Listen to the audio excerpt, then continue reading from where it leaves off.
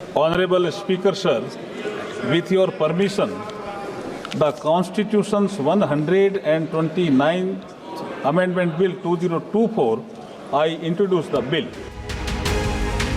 বিরোধীদের আপত্তির মাঝেই মঙ্গলবার লোকসভায় এক দেশ এক ভোট সংক্রান্ত 129তম সংশোধনী বিল পেশ করে কেন্দ্র। বিল পেশ করতে গিয়ে অর্জুন রাম মেঘাওয়াল বলেন, 1983 সাল থেকে এই বিল চর্চায় রয়েছে। বিল পেশের পরই শুরু হয় হইহট্টগোল। ভোটাভুটি দাবি করেন বিরোধীরা। সংসদে প্রথমবার ইলেকট্রনিক ভোটিং সিস্টেম ব্যবহার করা হয়। তাতে পক্ষে 269 এবং বিপক্ষে 198 ভোট পড়ে। বিলের বিরোধিতায় একযোগে সরব হন বিরোধীরা। বিরোধীদের বক্তব্য, এই বিল সংবিধান মূল কাঠামোতেই আঘাত হানবে। This proposed bill hits the basic structure of the Constitution itself. And if any bill, any act which hits the basic structure of the Constitution, that is ultra-virus. And it is ultra-virus. State government and the state legislative assembly are not subordinate to the central government or to the parliament itself. The bills which have been moved by the Honorable Minister of Law and Justice absolutely assault the basic structure of the Constitution and are beyond the legislative competence of this House, and therefore they need to be opposed ab initio, and the introduction of those bills have to be stopped. अभी 2 दिन पहले संविधान को बचाने की, संविधान की गौरवशाली परंपराएं की कस्में खाने में कोई कमी नहीं रखी।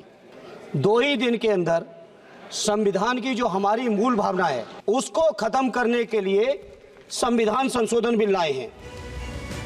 ডিএমকে সাংসদ টি.আর. বালু প্রশ্ন তোলেন, এই সরকারের যখন 2/3 সংখ্যাগরিষ্ঠতাই নেই, তারা কিসের ভরসায় এই বিল পেশ করছে সংসদে?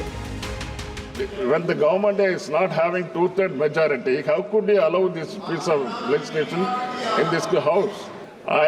I request the government can take up the matter with JPC so that it can be discussed there and bring back the bill to the house, sir. Thank you. Trinamool সাংসদ অভিষেক বন্দ্যোপাধ্যায় এক্স হ্যান্ডেলে লিখেছেন, একদিকে যখন সংবিধান বিতর্ক চলছে তখন বিজেপি সংবিধান সংশোধনের বিল পেশ করছে। এটি গণতন্ত্রের ওপর নির্লজ্জ আক্রমণ ছাড়া আর কিছুই নয়। এক দেশ এক ভোট বিলের লক্ষ্য সাধারণ মানুষের নিয়মিত ভোটদানের অধিকার ছিনিয়ে নেওয়া। সংসদে দাঁড়িয়েই এদিন বিরোধীদের অভিযোগ ও আশঙ্কা উড়িয়ে দিয়েছেন কেন্দ্রীয় আইনমন্ত্রী। ये जो संशोधन है एकदम संविधान सम्मत हम लेकर के आए हैं।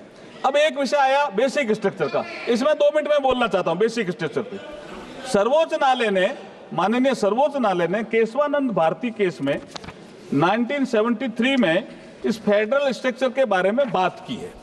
उसमें 5-7 बिंदु उन्होंने तय किए हैं। बाद में और मामलों में भी कुछ बिंदु जोड़े हैं, कुछ विषय, जैसे judicial review, federal character of the constitution, separation of power between legislature, executive and judiciary, secular character of the constitution, supremacy of the constitution. ये इस बिल में कहीं भी आघात नहीं हो रहा है। এদিন লোকসভায় কেন্দ্রীয় স্বরাষ্ট্রমন্ত্রী অমিত শাহ জানান, প্রধানমন্ত্রী চান এই বিলের খসড়া নিয়ে জেপিসিতে আলোচনা হোক। সরকার বিল জেপিসিতে পাঠাতে রাজি।